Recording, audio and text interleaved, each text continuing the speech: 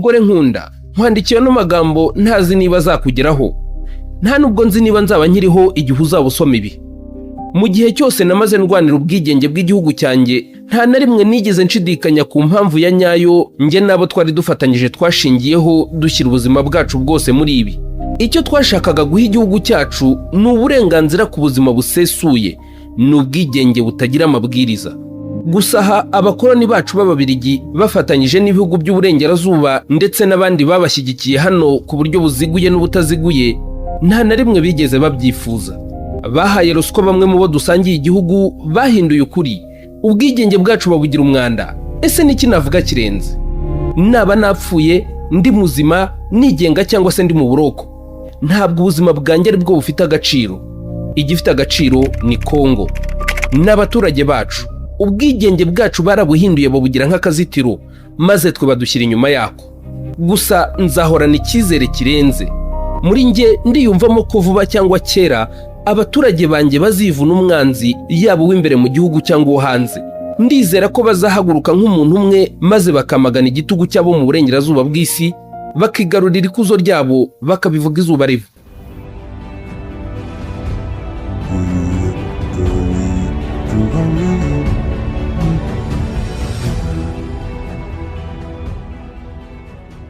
Amagambo yo kubwira umukunzi ubundi aba yuzuyemo uburyohe ndetse rimwe na rimwe bujyana n'intashyo. Gusa ibihe hari ubwo bituma yandikana agahinda n'icyizere gike kuzongera kumubona, nk'iyi baruwa ya nyuma uyu mugabo waharaniye ubwigenge bw'igihugu cy'abaturanyi yandikiraga umugore we, ni mbere yo gucibwa umutwe azira amaherero utasobanura, azira ibitekerezo bigamije kwishyura ukizana kw'abene igihugu be.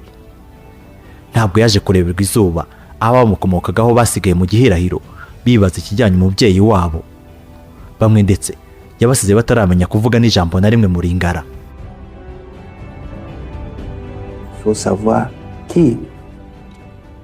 We must know exactly who did it. Tugomba kumenya neza uwabikoze, uburyo yabikozemo ndetse n'icyabimuteye. Tubifitiye uburenganzira.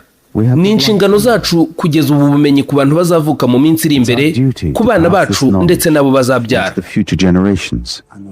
To our children and the children of our children. Yari umwe mu bahatanye ngo Kongo ibone ubwigenge. Inzira abandi banyafurika baciyemo nawe ntabwo yamusize. Gutotezwa bya hato na hato, gukubitwa ndetse no gufungwa. Gusa cyo kimwe n'abandi hirya no hino, amaherezo yabaye kugera ku ntebe iganje ubwigenge bwa Kongo. Ubwo yiteguraga guhindura igihugu yavukiyemo, nibwo yatangiye guhigwa bukware n'ibikomerezwa byo kwisi nzima, ngo yazize kurya inyoni itaribwa.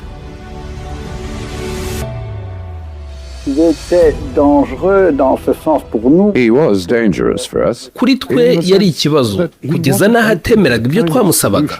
We sometimes wanted to apply.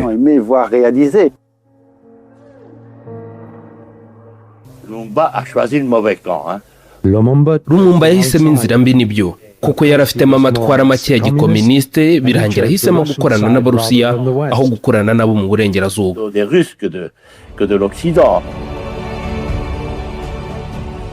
Nk'uko Major Jimmy Wangome yabitangaje muri globalsecurity.org, ubwo Afurika yiteguraga kwakira ubwigenge busesuye mu myaka y'1950 na 1960, ngo icyizere cyari cyose ku batuye uyu mugabane, cyane ko umunsi ku munsi ibihugu byagendaga bibona kwishyura ukizana kwabyo.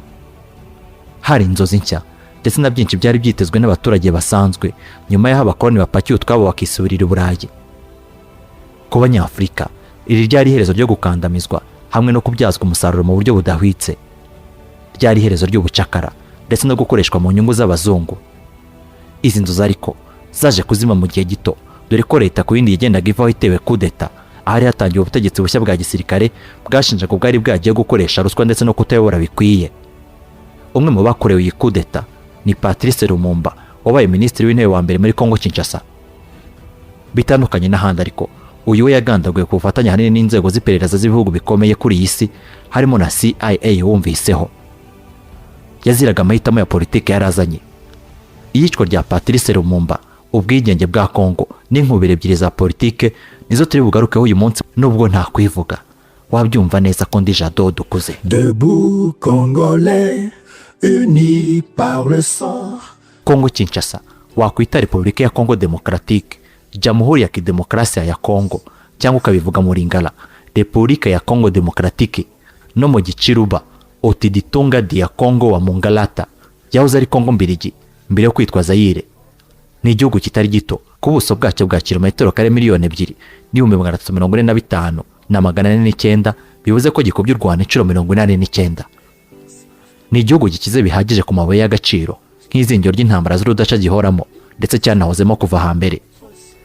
Ibi bitumana n'ubu bukungu butagira icyo bufasha bene igihugu bacyo, bikanarangira bashyizwe mu babayeho nabi ku isi dutuye. Ibi ariko ntabwo ari byo byatuzinduye.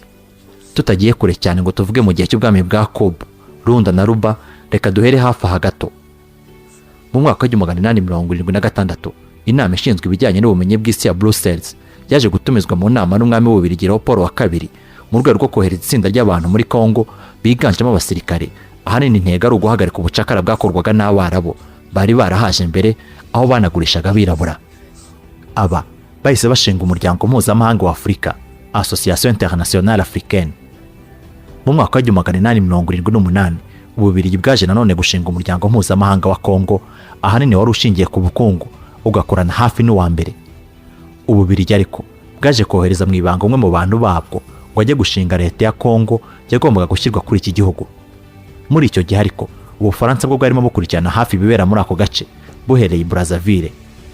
Portugal nayo yari yasinye amasezerano hambere n'abami bo muri Congo, nayo yatangaje ko ako gace takavirira, aho yahise inaca inyuma isinya amasezerano n'Ubwongereza, byatumye yigarurira ibice bikora ku nyanja bya Congo yari yarigaruriwe n'Ababiligi.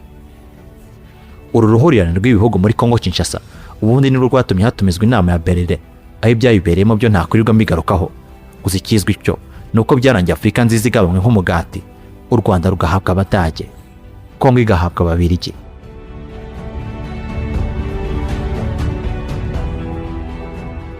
Uyu munsi twahisemo kukuganiriza ku icwa ry'umwe mu bagize uruhare mu bwigenge bwa Congo Kinshasa, ni Patrice Lumumba. Nyuma y'aho Congo ihawe Ababiligi, birumvikana ko batangiye kuyora uko bashatse kuva mu mwaka wa 1900, ndetse abakongomani baba bamwe mu banyafurika bagize uruhare mu ntambara z'isi ebyiri, cyane cyane ya mbere aba barwanagamo n'Abadage. Kuva mu mwaka wa 1940 muri iki gihugu cya Congo mbirigi hatangiye inkubiri ebyiri za politike, zose zashakaga ubwigenge. Aba barimo abaturuka mu majyepfo ba Congo Bandundu bavugaga ururimi rw'igikongomani, hamwe n'abandi bavugaga Iringana, bavuga ahanini mu ntara ya Ekwateri no mu gace ko hagati k'iki gihugu.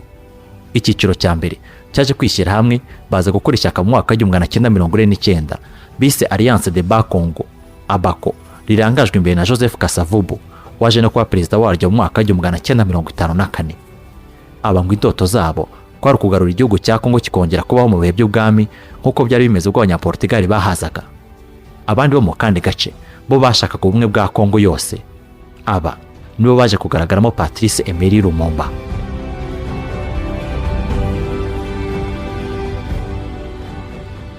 Lumumba yavutse mu muryango w'abahinzi kuri François Tolengo Otechima na Julienne wa Matolo Menja, avukira mu ntara ya Kasai.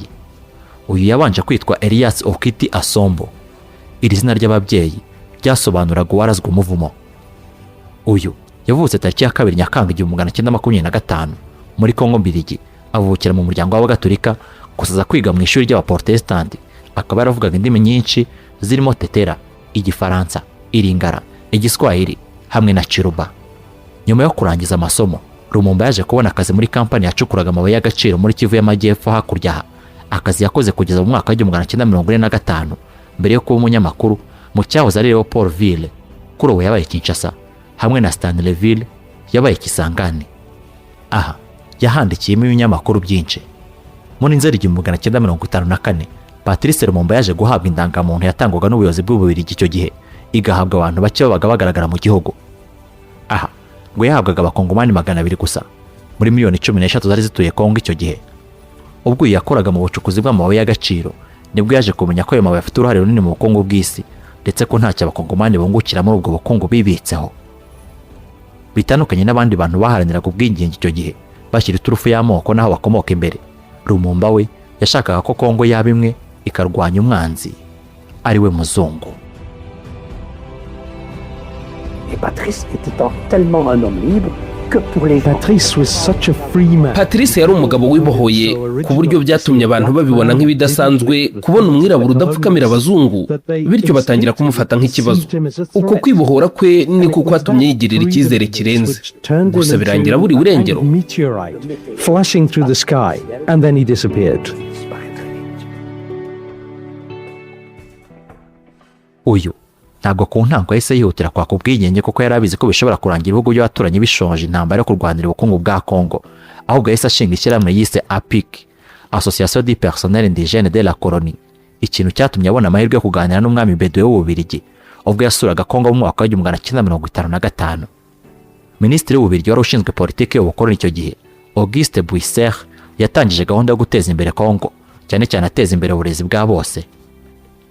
Lumumba yaje kujya mu ishyaka ry'uwo minisitiri ndetse narizanamo abandi bakongomani. Mu mwaka wa 1956 yaje kwandikira ibaruwa abandi bantu bose bari barazamukiye ikisangani, ababwiramo amagambo akakaye, harimo ko Ababiligi bafasha abakongomani ko nabo baba bakwiye kubishimirwa. Uyu byaje kurangira yerekeje mu gihugu cy'Ububiligi ku butumire bwa minisitiri w'intebe w'icyo gihugu. L'objectif que nous poursuivons, c'est la libération. Intego zacu ni ubwigenge bwa Congo tukava mu bukoloni, ni ukwishyira ukizana kw'igihugu cyose, ni ubuyobozi tugizemo uruhare. Gusa ubwigenge bwa Congo ntabwo buvuze kwirukana Ababiligi hano cyangwa se gutandukana n'Ububiligi, ahubwo tw'icyo dushaka ni ugushyiraho guverinoma yigenga aho buri umwe azagira umwanya we. Ababiligi n'abakongomani bashobora gukomeza gufatanya mu gukorera igihugu cya Congo.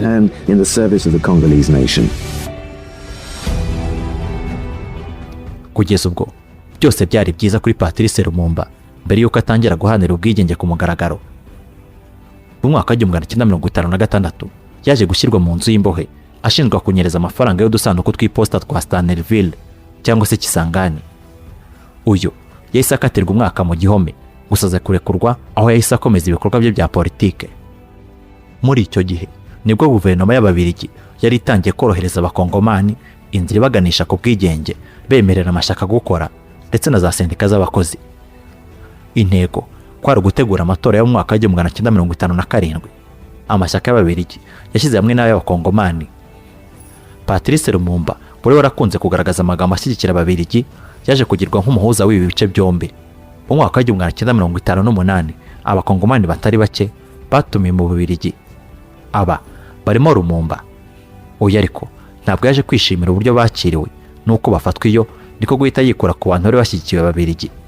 Agarutse muri Congo yahise ashinga ishyaka rya MNC, Mouvement National Congolais, arishingirira Paulville, kuri ubu yabaye Kinshasa, hari tariki ya 3 Ukwakira 1958. Ibi byanatumye yitabira inama yahuzaga abanyafurika bahaniraga ubwigenge, Conference Pan-Africaine d'Accra. Ubwo yarakubutse aha muri Ghana, yahise atanga ikiganiro imbere y'imbaga y'abantu 10,000 ababwira ibyo yakuyemo.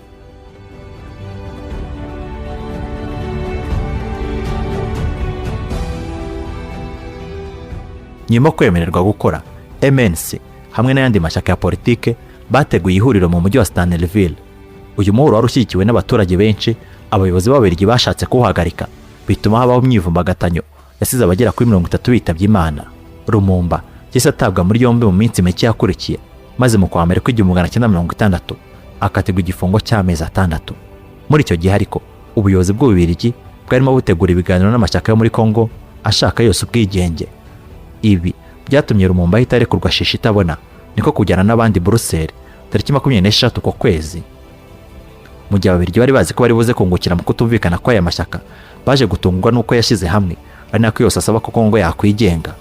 Byaje kurangira byemejwe ndetse tariki iratoranywa 30 Kamena 1960.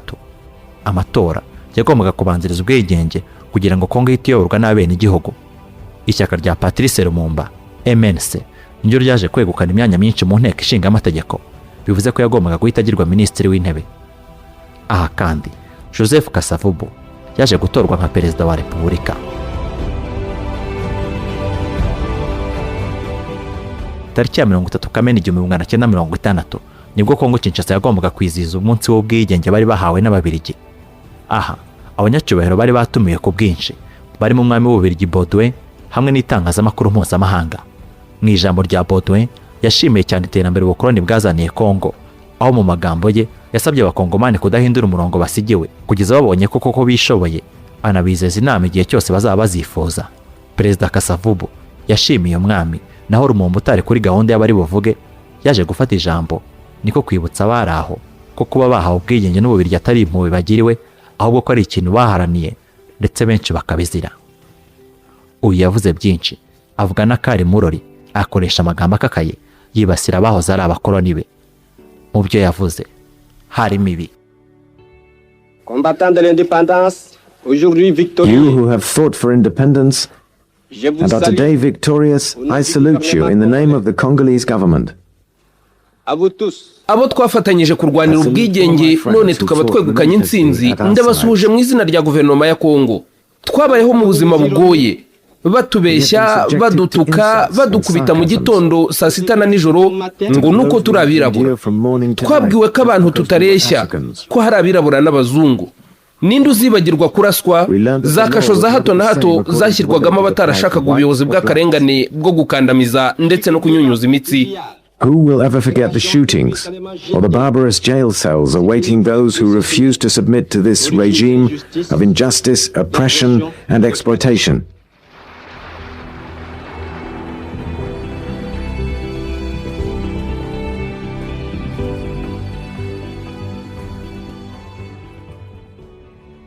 Nyuma y'iri jambo, Patrice Lumumba yatangiye kwigarurira imitima y'abakongomani benshi, aho amagambo yaryo byagiye bivugwa ko yarwanyaga Ububiligi, mu gihe abakozi b'Ababiligi n'ubundi bagumye muri iki gihugu na nyuma y'ubwigenge.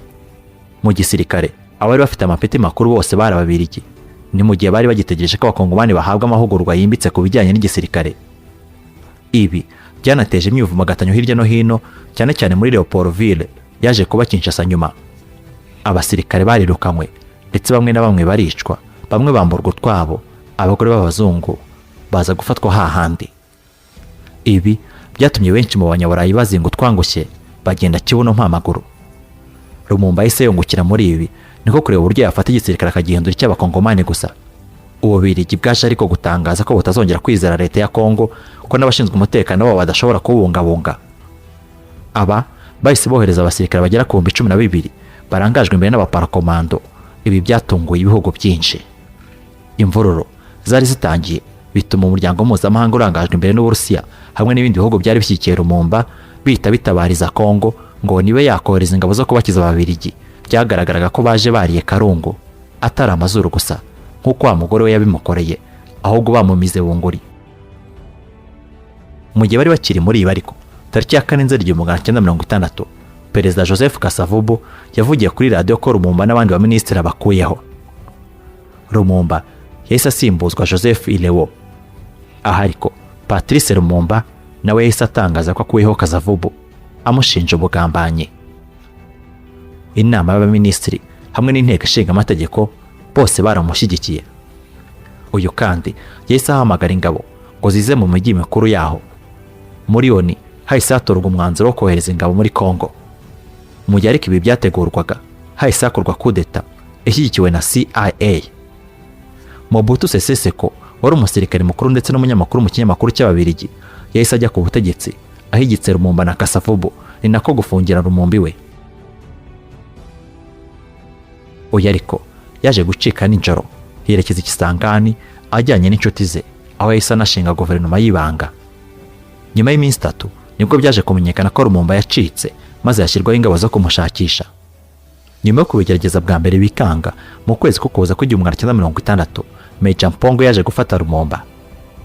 Uyu yahise amujyana ku kigo cya gisirikare, abari hafungirwa. Tariki ya 1 Mutarama 1961 ariko Lumumba n'abambari be barimo Maurice Mporo na Joseph Okito bajyanywe baherekejwe n'abasirikare babajyana Katanga. Uyu yaje guhabwa abayobozi b'uwo mujyi, aho yakorewe iyicarubozo, arakubitwa ndetse arandagazwa mbere yo kuraswa akicwa.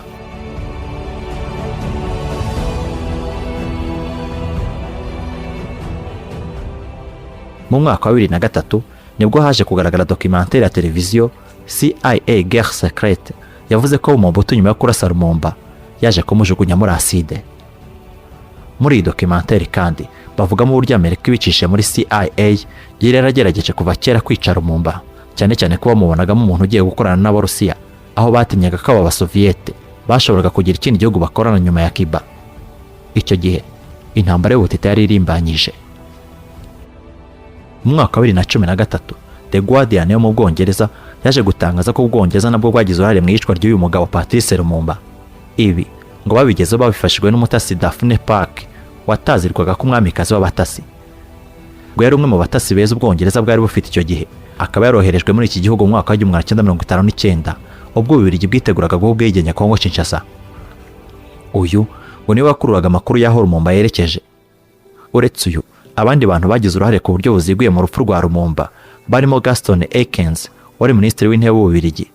Aha kandi harimo Leconte Harold da Splemont Linden wari minisitiri w'ububanyi na Afurika, akaba n'umwe muri bashyikiye intara ya Katanga yari yariyomeye kuri Congo bikaza no kurangira yimitse mu buto. Uyu ngo yaje kohereza itegeko tariki ya 6 Ukwakira 1960 avuga ko intego nyamukuru ari ukwikiza Lumumba. Uyu kandi niwe washyize mu bikorwa iyicwa rya Lumumba tariki ya 16 Mutarama. N'uyu nta wundi. Muri aba harimo kandi Larry Devlin wari umukuru wa CIA muri Congo hagati y'umwaka wa 1960 n'1967. Lumumba yari ikibazo kuri Congo ndetse no ku isi yose. Aba bose bafatanyije n'abandi bakongomani batatu barimo Joseph Kasavubu, Colonel Joseph Désiré Mobutu na Victor Nendaka wari ushinzwe iperereza, nibo baje kwivugana Patrice Lumumba.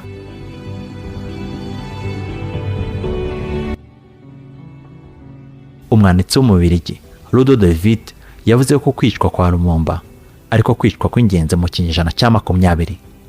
Ngo amateka hari ibyo azishimira ku rupfu rwe, harimo ko politiki ya Congo hari andi merekezo yari yayijyanyemo, ndetse akaba umwe mu banyafurika batatinyaga. Gusa nyine yarishwe, ubu aribukwa nk'abandi bose. Bityo nanjye reka mbabwire ko iri ari iherezo ry'ikiganiro. Nge nari Jado Dukuze.